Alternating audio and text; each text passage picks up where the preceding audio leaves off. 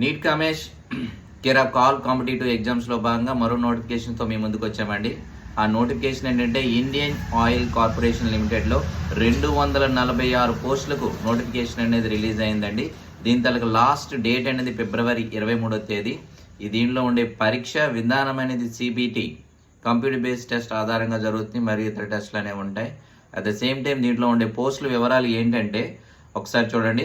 Junior operator అనేది 215 పోస్టులు ఉన్నాయండి. అండ్ జూనియర్ అటెండర్ అనేది 23 పోస్టులు ఉన్నాయి. అండ్ జూనియర్ బిజినెస్ అసిస్టెంట్ పోస్టులు అనేది 8 ఉన్నాయండి. సో దీంట్లో చూసుకుంటే ఎంపికైన వారికి జీతం అనేది 23,000 నుంచి 1,05,000 వరకు ఉంటుందండి. మరిన్ని వివరాలకు కింద వెబ్సైట్ ఇస్తామండి, iocl.com.